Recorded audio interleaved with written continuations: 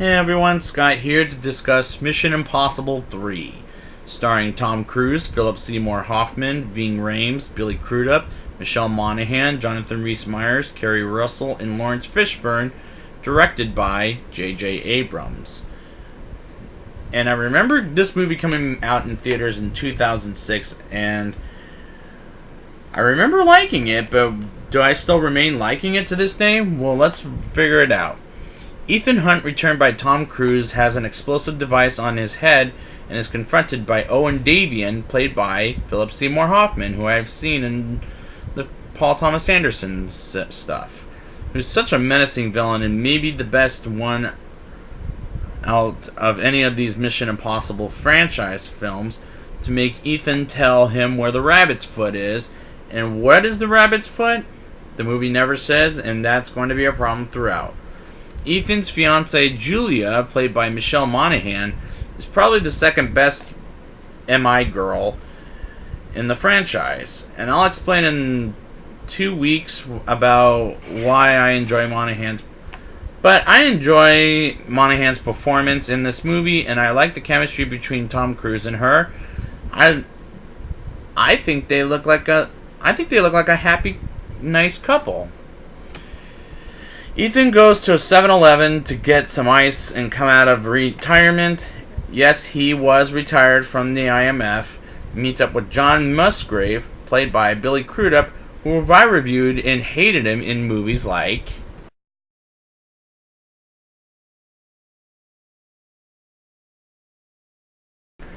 but his character wasn't ruinous here like he was in those other two films I brought up. Ethan's team, including Luther Stickle, returned by Ving Rhames, Declan Gormley, played by Jonathan Rhys-Meyers, and Zen Lei, played by Maggie Q, come and get Lindsay Ferris, played by Kerry Russell, from Owen's Trap. And she dies after they save her life, and she dies from that explosive device in her head I brought up earlier, which was a wasted character, I must admit. I've seen Jonathan Rhys-Meyers in a small movie called... And I have seen Maggie Q in this series before. And I always like seeing Jonathan Rhys-Meyers and Maggie Q, and I have reviewed Kerry Russell before in this movie.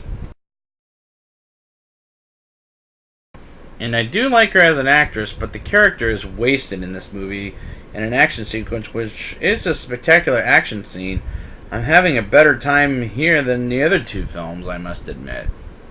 Theodore Brissell, played by Lawrence Fishburne, is rather another bland character, like an Ant-Man and the Wasp, and after The Matrix, he's been on one bland performance after another, and they should give him another character like he was a leader, like in The Matrix, and here he's a dickish leader, excuse my French.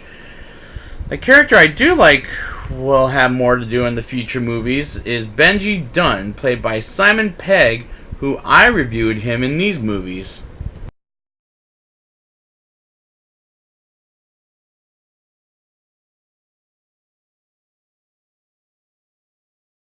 But is most well known for playing Montgomery's Scotty Scott in this series.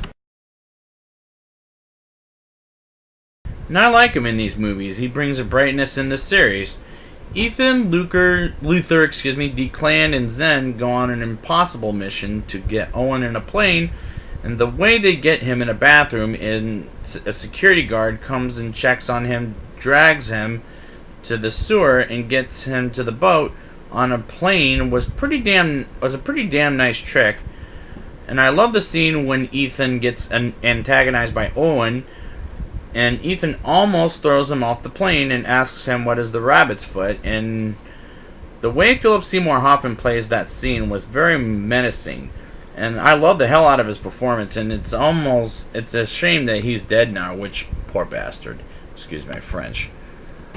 The ambush Owen sets up is such an amazing action sequence, but I do hate when they shake up the camera when the actors are in the action sequence. So whatever you do, hold on to the camera still.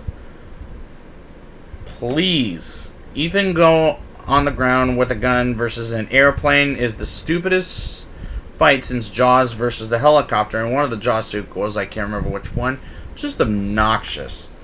Ethan manages to get captured by Bressel, and he manages to escape as well as and goes to Shanghai to get Owen's rabbit's foot, which is a bottle canned of red stuff, like a quarantine thing, and almost gets himself killed by cars and a truck, and to get the rabbit's foot to Owen and gets arrested by Shanghai cops. They're pissed, and I do like the score when Ethan tries to get the rabbit's foot. It's just very haunting. Ethan gets captured by Owen's goons, including John, and we go back to the opening scene where Ethan having the explosive device in his head and asking Ethan where the rabbit's foot is, and kills a person who's disguised as Julia and tells Ethan where she is. And Ethan finds out and runs all over Shanghai and finds Owen, who's trapped Julia, and Ethan fights Owen while the explosive device in his head. And it was a good fight, and Ethan dies for a few minutes after Julia pulls the electricity switch on him. And Julia, from being a nurse to a badass, was pretty unrealistic. Julia wakes Ethan up with a heart-pumping device, and Ethan's alive, and both he and Julia make it out, and Theodore lets Ethan go to his honeymoon with Julia, and nice happy ending with credits rolling. And one problem I have with this entire movie is, what is the rabbit's foot? They don't tell us here. What the hell? Now it's time for the rating. I'll give this movie a 7.9 out of 10. This does have good action, and I like the actors here, except for Billy Crudup and Lawrence Fishburne, but the other actors worked great. I also like the chemistry between Tom Cruise and Michelle Monaghan, and it's getting improved starting here with this movie. So I'd like to thank you guys for joining me, and next week it will get better when we go Mission Impossible Ghost Protocol. And until next time, mission accomplished.